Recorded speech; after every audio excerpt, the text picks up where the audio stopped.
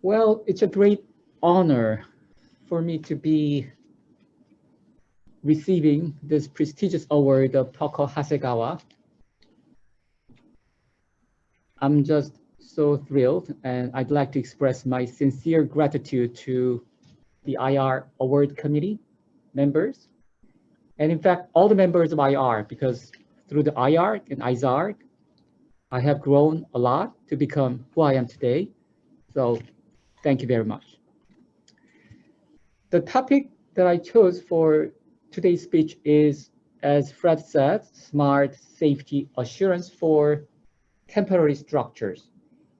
This is based on a research project that I recently started. And some of my research team members contributed to the preparation of this material. So their names are here. So larger credit should be given to them. I'm going to first of all lay out some background of this research. Then I'm going to talk about some project content. And I will talk about the part that I am focusing on with my specific laboratory research members. Then some conclusions will be drawn. First of all, the background.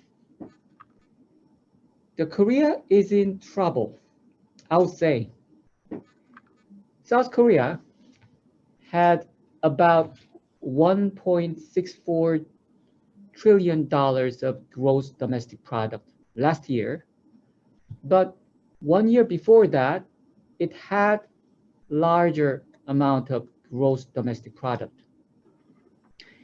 And if you take a look at the chart on the right side, the economic growth rate of Korea has been less than the average world growth rate for the last 9 years. This situation is a bit strange to many Korean people because Koreans are used to high level of growth rate. At one point in time in 1970s, Korea had even 15% growth rate. So this situation worries many Korean people. The construction industry of Korea is not that different from the picture that I showed you in the previous slide. The value of domestic construction orders in South Korea has about 150 trillion won. 150 trillion won is roughly converted to $133 billion US dollars. But the problem is it is not growing. It is stagnant. If you take a look at the chart on the bottom, you will see a bit darker pictures of Korean construction industry.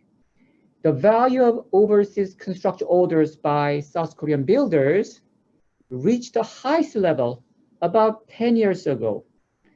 About $70 billion of orders was obtained, but now it receded to about $30 billion. If I talk about the safety record of this industry of Korea, it's even worse. The death rate in industrial accident per 10,000 employees of the construction industry of Korea is 1.65. And this is way higher than those of other industries. When compared to other major OECD countries, Korea is ranked low. So, as I said, Korea is in trouble. This chart is made by one private consulting company, and they're saying that the construction industry is at the very bottom in terms of level of digitization and productivity growth. So now the government of South Korea is pressured to do something about this. So they try to change laws and regulations, and they try to infuse new ideas into this construction industry. And 2 years ago, they laid out what is referred to as the Smart Construction Technology Roadmap. And this is basically the plan by which they believe they can revitalize the construction industry of Korea. And Korea Agency for Infrastructure Technology Advancement, excuse me, abbreviated as KAIA, is actually the funding agency for construction research and development. They have produced many programs to boost the construction economy, construction industry of Korea. And the most recent one is the Smart Construction Technology Research and Development Program, which was launched this year in the last April. And this Smart Construction Program is now managed by the Korea Express Corporation.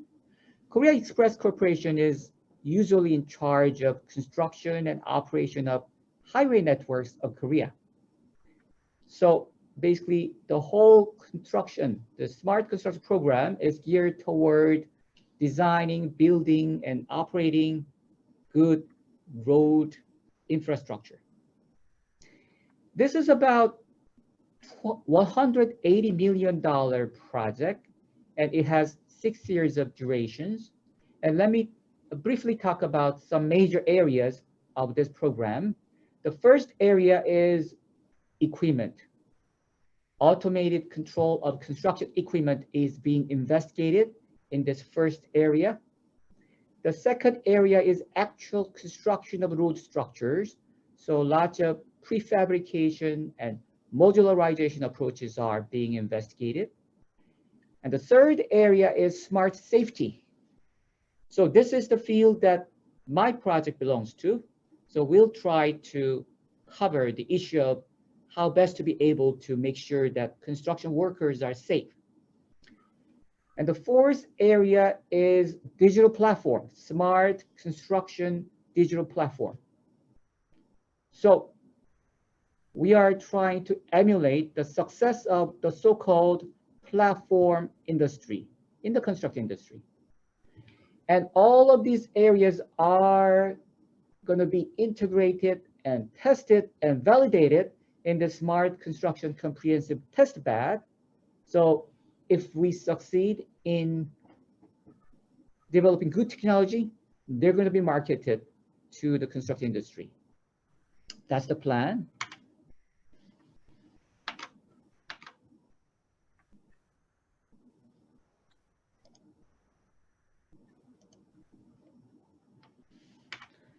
Sorry about this scratch. Yeah, now it's gone. And this is the part that I'm focusing on, temporary resources and structures. Temporary resources, by that I mean those structural members such as pipes and H-beams that are going to be used for temporary structures such as excavation support systems or scaffoldings or concrete formworks. According to the statistics, 38% of all industrial casualties of Korea are caused by temporary structure-related accident.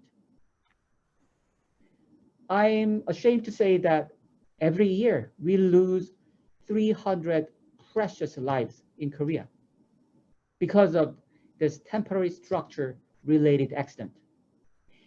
And 69% of them is coming from the construction industry. So we are trying to do something about this. So this is the organization's chart of my research team. We have big sponsors, Ministry of Land, Infrastructure and Transport, and KAIA, Korea Agency for Infrastructure Technology Advancement. And as I said, Korea Express Corporation is the program manager. Under their supervision, I formed this excellent teams with 14 other agencies and companies and universities. And For example, Sungkyuban University professors such as Professor Simseong-han, Kwon Sun-wook joined our team, and Ina University professors such as Professor Young-seok Kim and Jeong-yeol Kim, they joined our research team. And companies like Smart Insight, Deep Inspection, and ATMEX are also our research members. And government-supported institutions such as Korea Scaffolding Institutions are also our research members. And Korea Temporary Equipment Association is also research member of our team. And researchers at the University of Dayton are also involved in this research. What is nice about this formation of team is we have participating companies and testbed. So these participating companies are the future users of the technology that we will be developing in this effort. And those technologies will be tested in those testbed provided by our partners, such as Incheon Metropolitan City. So I think this team is well formed. So this project, Smart Safety Assurance for Temporary Structures, has two major technological areas, Technology 1 and Technology 2. Technology 1 is to make sure that our temporary resources, those structural members, are quality controlled. And Technology 2 is to make sure that temporary structures, when they are built, when they are dismantled, and when they are in operation, their structural integrity and safeties are monitored. That's how this project is composed of. So let me delve into a little bit more details of this project. Under the first technology area, we have this research component of damage quantifications. So we are trying to use structural from motion type sensing and magnetic flux leakage type sensing to understand the quality of temporary resources.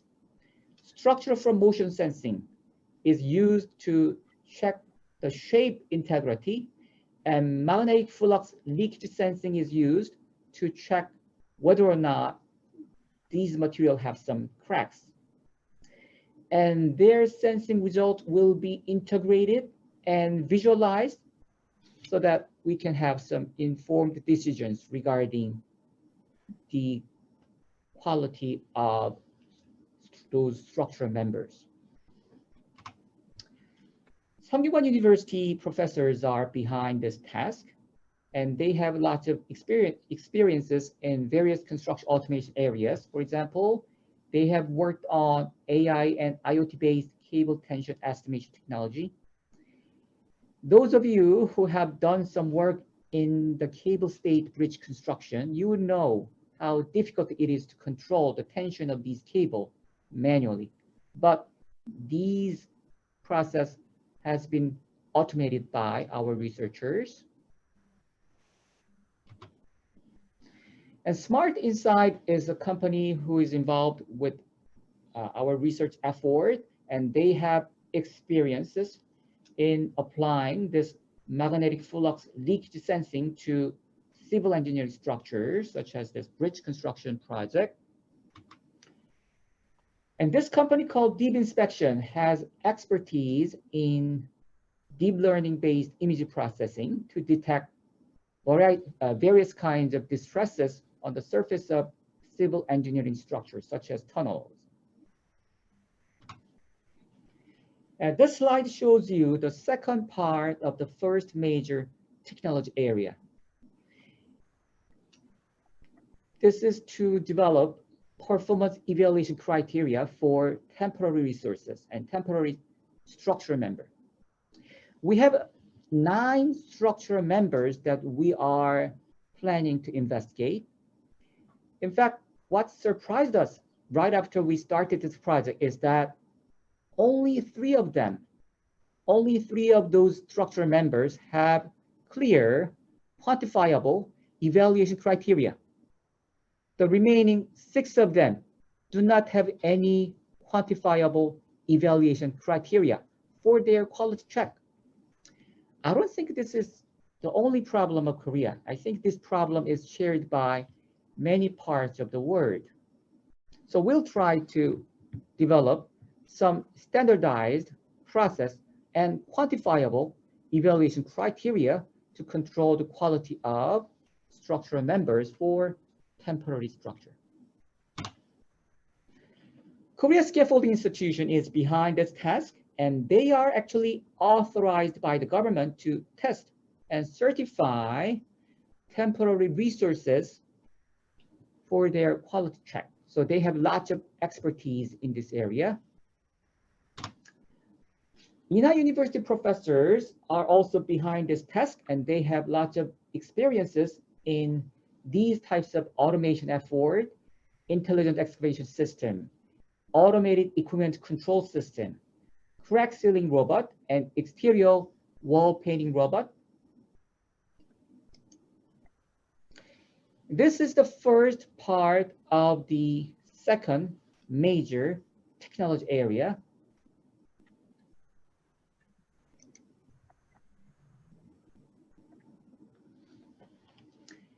And we are trying to use image-based sensing and laser sensing to understand the installation and dismantling process of those temporary structures.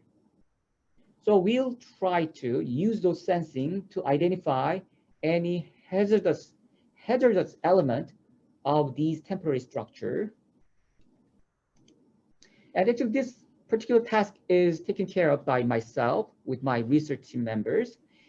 And I have done some work in this area of, for example, facility management using AR and deep learning. And I have used this augmented reality to instantly alarm the construction workers on the side of any imminent dangers, such as this approaching truck. And I have done some work using UAV and deep learning to understand the productivity of the construction site and safety record, safety status of the construction site. And this slide shows you the second part of the second major technology area. Basically, we are trying to use IoT, Internet of Things types of sensors to monitor the operation phase of the temporary structures.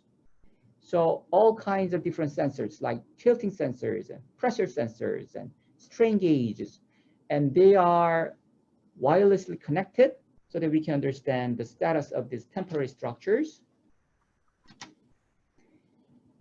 And Yonsei University Professor Lee Jun-han is working on this issue of monitoring underground structures, such as this foundation, pile foundation structure, using smart sensors.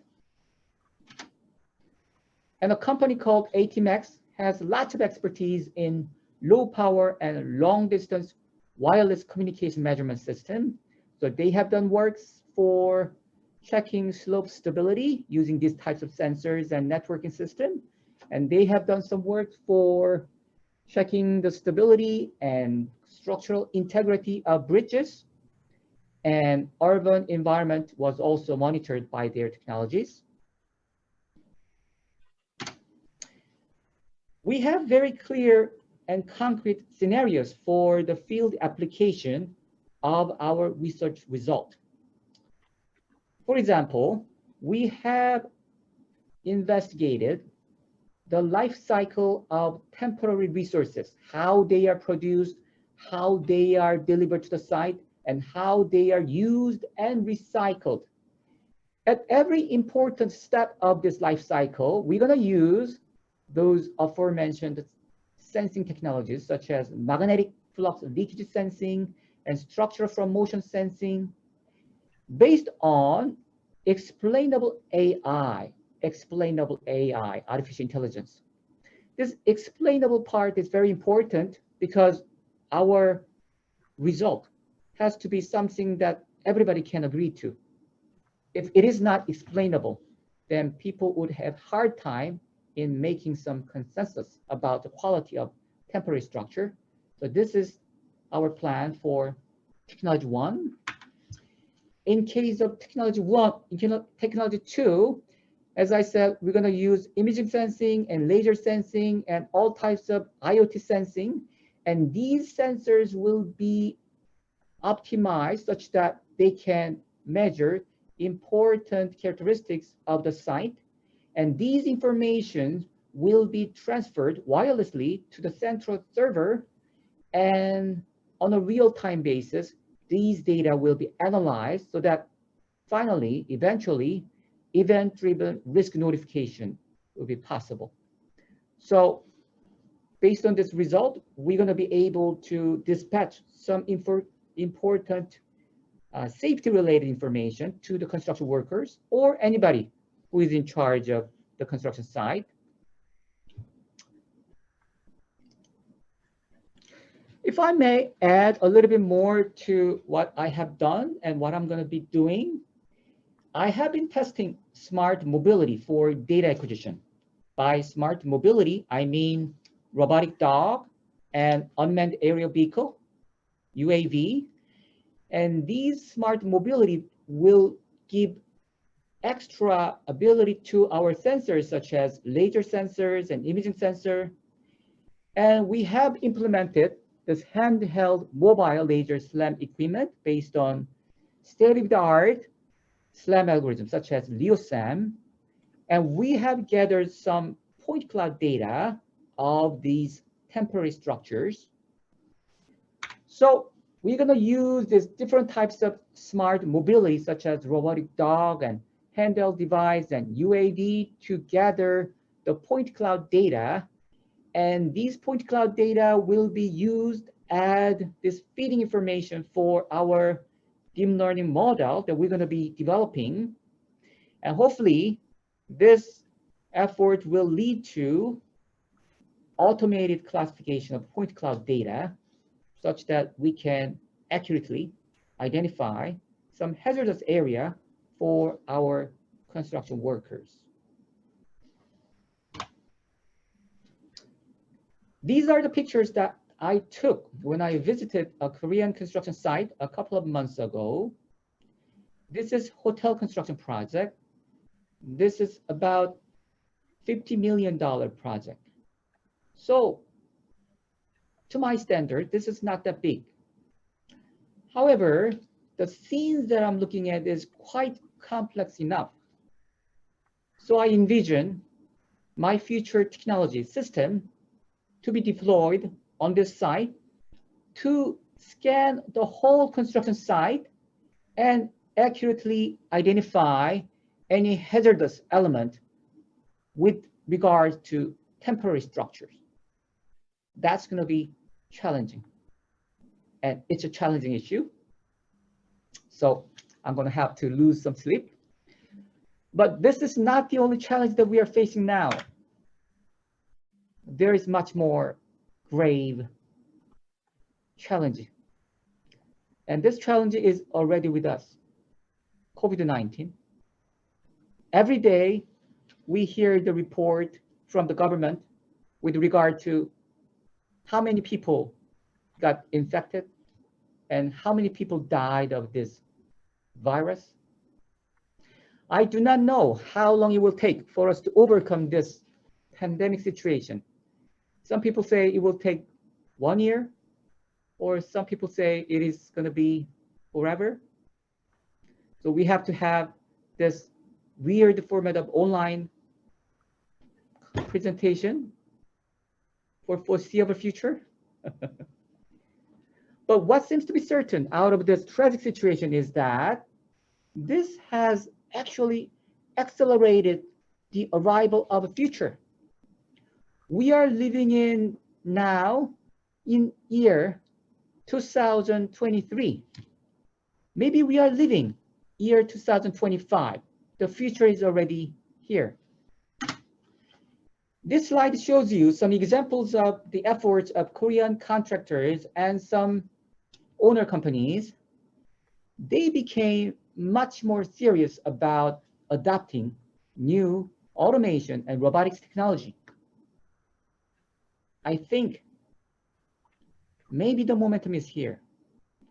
Maybe the atmosphere is right maybe the mood is right so that we can finally have our great technology to be fully deployed on many parts of the world and many construction sites so that we can improve our productivity significantly, and we can improve our safety very, very much, and we can finally accelerate the so-called digitalization of the construction industry.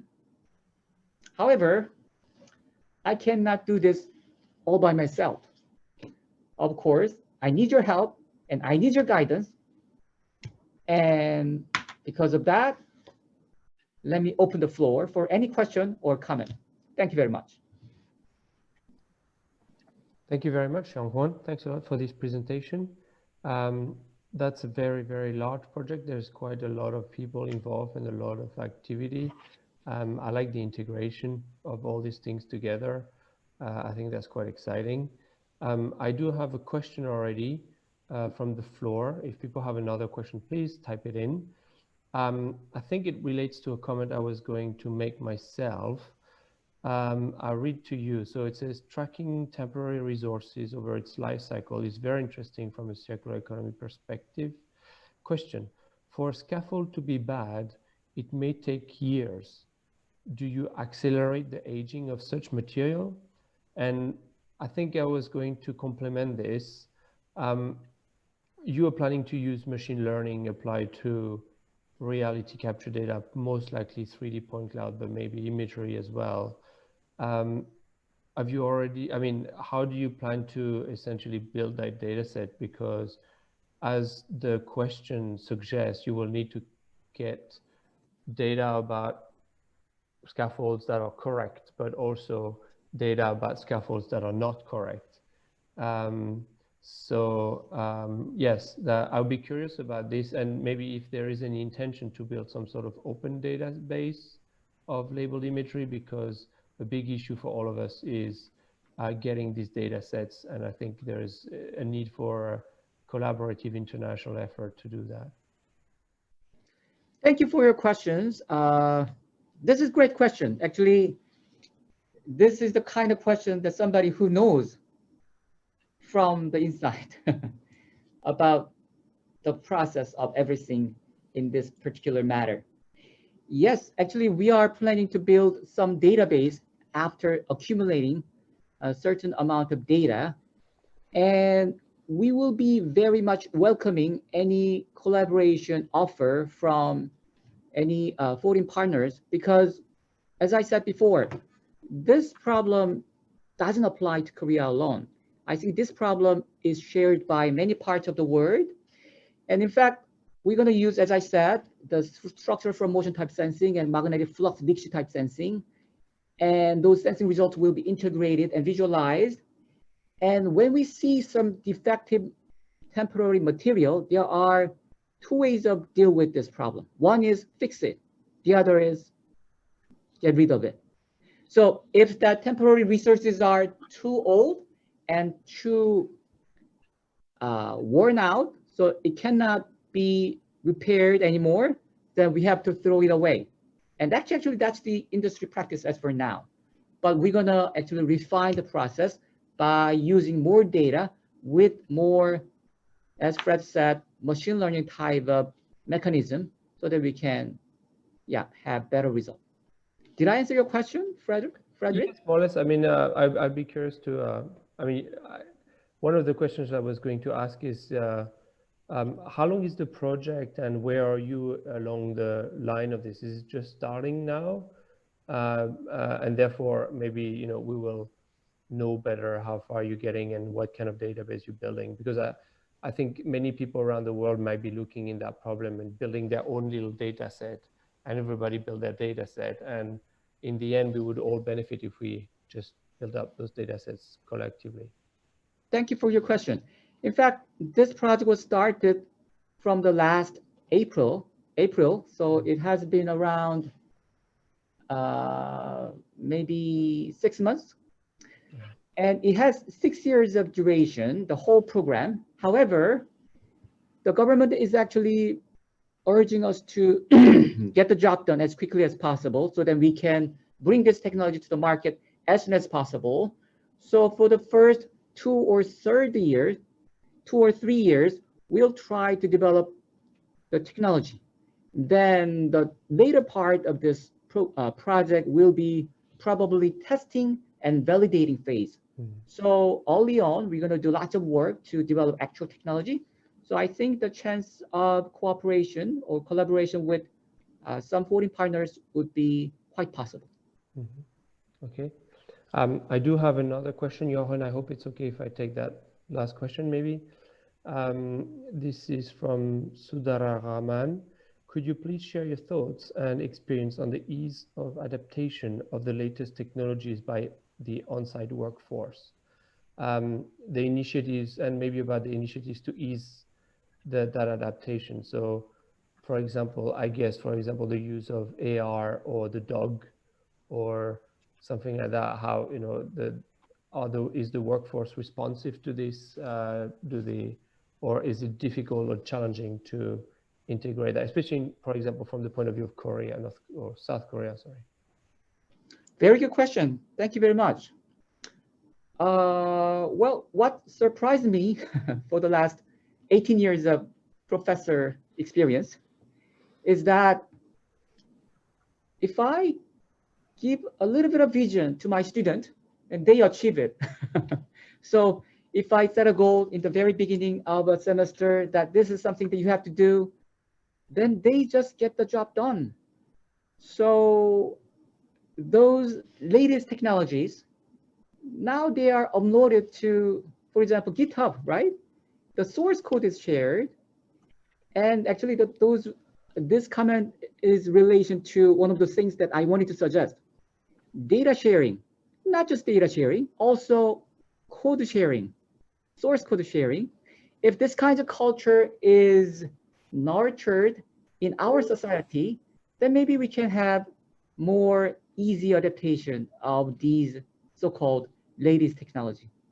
That's how I address this question. I think the question was more about on-site workforce, so construction workers, and, you know, do they engage with these technologies? Do they welcome the technologies? What is their, or do you have to do a lot of work? This question is actually related to one of I was thinking about it, which is the issue of human factors. So, you know, in terms of safety, the impact of this involves human, and their behavior is very important. So, very good question. Yeah. Yeah. When I took a course, construction automation, back in 1998 by Dr. Carl Haas, my PhD supervisor, and he told me that it's very important to understand labor reactions to construction automation technology. Yeah, I'm feeling that labor reactions every day. I try to do something with this new technology. And that's why I engaged with the existing stakeholders of this process from the very beginning. For example, I describe those participating companies in my research form, in my team formation. Actually, they're the ones who are doing the actual work for productions and delivery of this temporary structure members to the site and recycling. So we are already engaging with them when it comes to developing this new methodology. We get their feedback and we provide something to them. So we try to have some harmony with them. So that's actually quite important aspect of our effort of implementing new idea in the field. Good question. Thank you. Okay, thank you very much.